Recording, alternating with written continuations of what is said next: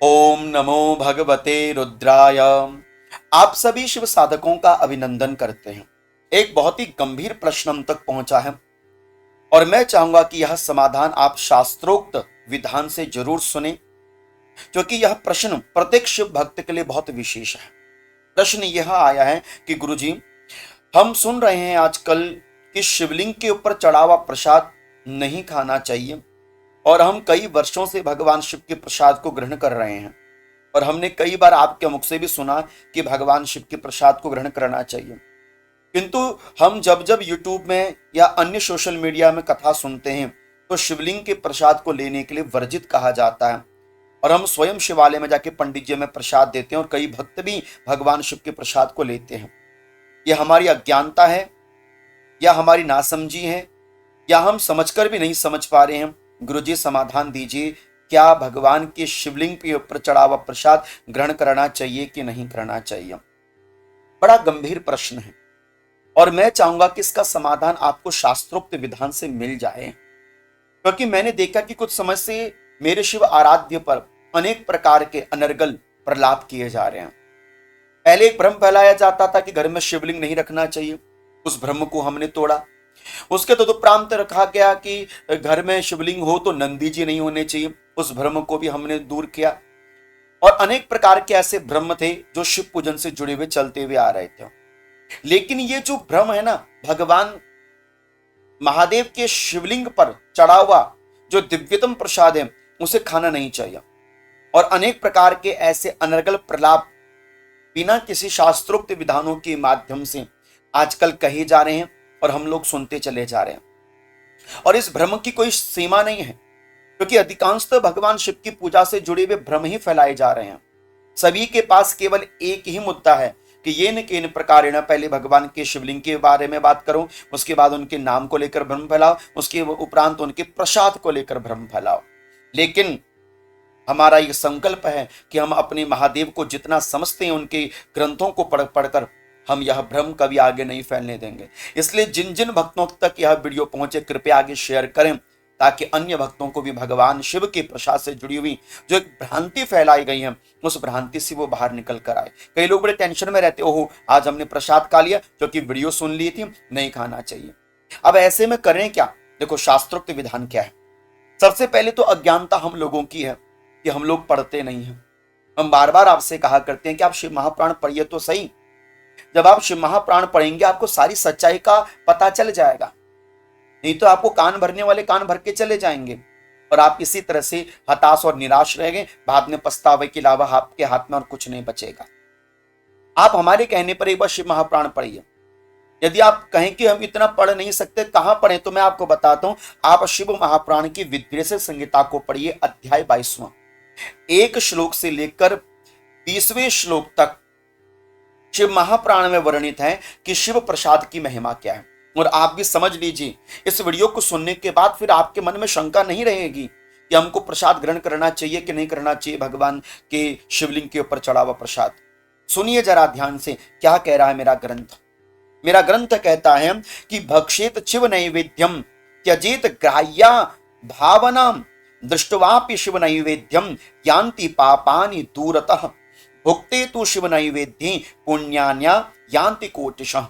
मेरे महादेव के ग्रंथ में लिखा हुआ है कि आप भगवान शिव के नैवेद्य प्रसाद को ग्रहण करें, ये तो बहुत दूर की बात है। बोले यदि आप केवल शिव प्रसाद की और दृष्टि भी कर देते हैं तो वो समस्त पापों से आपको दूर कर देता, यान्ति पापानि दूरतः। और यदि सौभाग्य से आपको वह प्रसाद प्राप्त हो जाए तो अपनी माथे से लगाकर भुक्ते तो शिव नैवेद्य, उसका भक्षण कीजिए, प्रसाद को, महाप्रसादी को ग्रहण कीजिए। यह अनंत कोटि गुना आपके पुण्यों की वृद्धि करने वाला होता है। शास्त्र प्रमाण पढ़िए कि भक्षते शिव नैवेद्य शिव सायुज मवाप्नुयात यद गृहे शिव नैवेद्य प्रचारो अपि प्रजायते। इतनी सुंदर बात कहा कि भक्षणीयम प्रयत्नेन शिव स्मरण पूर्वकम। भगवान शिव के प्रसाद नैवेद्य को जो ग्रहण कर लेता है वो सायुज्य को प्राप्त कर लेता, मतलब सरलता से मुक्ति को प्राप्त कर लेता है। सामीप्य, सारूप्य, सायुज्य, ये 4 प्रकार की मुक्तियां हैं। और सायुज्य भक्ति को बड़ी सरलता से प्राप्त कर लेता है। कैसे? मात्र केवल भगवान शिव का प्रसाद स्मरण कर लेता है। ओम नमः शिवाय, ओम नमः भगवते रुद्राय, इस तरह से बोलकर यदि वो प्रसाद ग्रहण कर लेता है तो वह सायुज्य मुक्ति को प्राप्त कर देता बड़ी सरलता से। इसलिए सर्वेशाम अपि लिंगानाम नैवेद्यम भक्षित शुभम।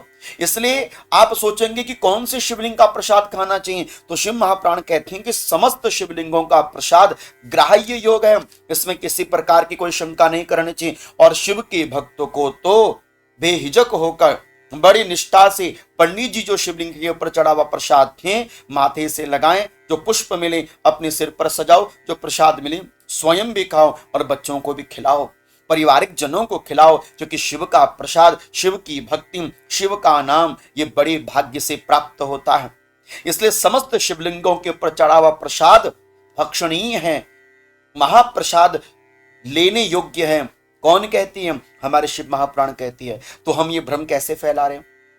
अब ये भ्रम फैलाया जाता है कि जो शिवलिंग पर प्रसाद चढ़े वो किसी को बांट दो, नंदी जी को खिला दो, क्योंकि कहते हैं कि नंदी जी ने, भगवान शिव ने कहा था कि आज के बाद हमारे शिवलिंग के ऊपर चढ़ा हुआ प्रसाद नंदी जी को खिलाया जाएगा। कौन से ग्रंथ में लिखा है? ये कहानियां केवल आप कपोल कल्पित कहानियां सुना रहे हैं। आपके मन में जो आया सो आप कहानियां लोगों को सुनाकर भगवान शिव के प्रसाद से दूर कर देंगे क्या? पुष्पदंत जी ने भूलवशात भगवान शिव के नैवेद्य पर अपने पैर लगा दिए थे और उनको कारागार में बंद होना पड़ा। तब उन्होंने शिव नैवेद्य की महिमा को गाकर शिव महिमन स्तोत्र का पाठ किया, पाठ लिखा और जन जन को यह समझाया कि शिव नाम की महिमा, शिव नाम के प्रसाद की महिमा हम कहीं नहीं सकते। भूल से भी यदि कभी मन में यह विचार आ जाता है कि शिव प्रसाद ग्रहण योग्य नहीं होता, ऐसे भक्त का पतन हो जाता है। और आप अपने आराध्य के प्रसाद का अपमान करें, ये कोई भी शिव भक्त सहन नहीं कर सकता, असहनीय है। ये शरीर की पीड़ा सही जा सकती है, लेकिन शिव प्रसाद की महिमा को आपने इतना निकृष्ट बनाकर उपस्थित कर दिया कि लोगों के मन में भ्रम उत्पन्न कर दिया। क्यों क्यों आप शैव वैष्णवों में बंटवारा करने में लगे? क्यों आप शाक्त वैष्णवों में, शैव में बंटवारा करने में लगे? सब एक ही है, एक मूल तत्व है, सबकी अपनी अपनी निष्ठा है। वो मान किसको रहा, पूछ किसको रहा है, लेकिन विश्वास तो सब पर करता है, भरोसा तो सब पर करता है, सम्मान तो सबका करता है। तो आप क्यों भगवान शिव के प्रसाद को इतना नकारात्मक वातावरण भ्रम की भांति फैला रहे हैं? चंडी का अधिकार होता है। देखो शिवलिंग, शिव महाप्राण कहता है कि चंडाधिकारो यत्रास्ति तद भोक्तव्यम न मानवैः। शास्त्र कहता है कि जिन शिवलिंगों में चंडी स्वर का अधिकार होता है वह प्रसाद ग्रहण नहीं करना चाहिए। लेकिन मैं आपको बता दूं, प्रत्येक मंदिर में बाण लिंगे च लोहे च सिद्धे लिंगे स्वयंभुवि। शिव महाप्राण कहते हैं कि बाण लिंग नर्मदेश्वर शिवलिंग हो गए, लोहे के सिद्ध लिंग हो गए, और ज्योतिर्लिंगों के ऊपर चढ़ा हुआ जो प्रसाद है वो भक्षणीय है, प्राप्त करने योग्य है, और पंडित जी के द्वारा मिल जाए तो अहोभाग्य की बात है। चंडी का अधिकार जिन शिवलिंग पर होता है वो शिवलिंग तो मूलतः आजकल किसी भी शिवालय में दिखते ही नहीं है। और यदि किसी शिवलिंग पर चंडी का अधिकार हो तो भी शास्त्र कहना है कि अग्राह्यम शिव निर्माल्यम पत्र पुष्पम फलम जलम शालग्रामश्च संस्पर्शात् सर्वम याति पवित्रताम। मान लीजिए कि किसी शिवलिंग का प्रसाद ग्रहण करने योग्य नहीं है। क्यों? यदि उसमें चंडी का अधिकार है भी। वैसे मूलतः आजकल जो शिवालय है उसमें कहीं पर भी ऐसा कोई शिवलिंग नहीं है जिसमें चंडी का अधिकार है। चंडी तो गण है, लेकिन जिसमें विशेष चंडी का अधिकार होता है वहां तो लिखा कि नहीं ग्रहण करना चाहिए, वो चंडी जी का अधिकार है। लेकिन जिस शिवलिंग के ऊपर शालिग्राम रख दी जाए तो वहां पर यदि चंडी जी का भी अधिकार हो तो वह भी प्रसाद ग्रहण योग्य हो जाता है। इसलिए मन में शंका नहीं होनी चाहिए। मद अर्पितिम च यत् किंचिद धन धान्यादिकम तथा तत्सर्वम च त्वया ग्राह्यम न दोषाय भविष्यति। और मूलतः जो भगवान शिव का उपासक है, भगवान शिव का भक्त है, यदि वह मेरे प्रसाद को ग्रहण कर लेता है तो भगवान कहते हैं कि मैं उसे समस्त पापों से विमुक्त कर देता हूं। तो यह भ्रम क्यों फैलाया जा रहा? सभी को भगवान शिव के प्रसाद को ग्रहण करना चाहिए। हाँ, अपनी मनमानी से प्रसाद नहीं लाना चाहिए। आजकल लोगों के पास कमेटियां हैं, बड़ी बड़ी कमेटियां हैं, उसमें कोई प्रधान है, कोई कुछ है, कोई कुछ है, तो वो अपनी मन मर्जी से कोई भी प्रसाद उठा लेते हैं। उन्हें लगता है हम तो मंदिर के बड़े हैं, प्रधान हैं, हम मंदिर के ये हैं, हम मंदिर के वो हैं, हम मंदिर के मुख्य कार्यकर्ता, हम तो ले सकते हैं। इतना अधिकार नहीं है आपको।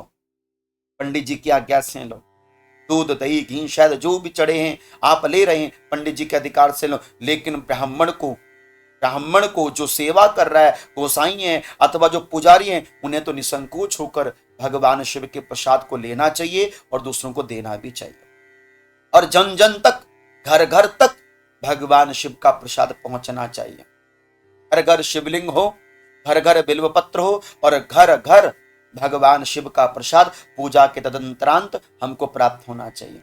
अपने जीवन के अहोभाग्य समझिएगा जिस दिन आपको भगवान शिव का यह पवित्रतम महाप्रसादी प्राप्त हो जाए। इसलिए शिव भक्तों, कृपया आप अपने मन में इस प्रकार का कोई संशय ना पालें। ये केवल एक मात्र कुतर्क है कि शिव प्रसाद को ग्रहण नहीं करना चाहिए। बड़े भाग्यवान होते हैं इंसान कि जिनको भगवान शिव का यह दिव्यतम प्रसाद ग्रहण करने के लिए प्राप्त होता है। इसलिए शिव भक्त को तो कभी नहीं ऐसे मुरझाना चाहिए, दुखी नहीं होना चाहिए। हाँ, कोई कहे तो आप उनको ये प्रमाण बता सकते हैं, और मैं जानता हूं कि जो प्रमाण मैंने आपको दिए इससे आपकी सारी शंका का समाधान हो गया होगा। इसलिए आप निसंकोच होकर शिव जी का जल ग्रहण करें, उनका प्रसाद ग्रहण करें, उनका नैवेद्य पंडित जी के द्वारा प्रसादी रूप में ग्रहण करें। कोई फर्क नहीं पड़ता, जीवन धन्य धन्य हो जाएगा आपका यदि आप महादेव के प्रसाद को ग्रहण करते हैं। सुनी सुनाई बातों पर कृपया ध्यान केंद्रित ना करें। मनोकल्पित बातों पर कृपया अपना ध्यान केंद्रित ना करें। मनमुखी बातों पर कृपया आप ज्यादा ध्यान ना दें। शिव महाप्राण को पढ़ो, सारी बात क्लियर हो जाएगी। और मैं जो कहता हूं शास्त्र प्रमाण के साथ कहता हूं। मुझे भरोसा है कि अब आपके मन में शिव प्रसाद को लेकर कोई भी शंका नहीं रहेगी। महाप्रसाद महादेव का अवश्य में ग्रहण करना चाहिए। ओम नमो भगवते रुद्राय।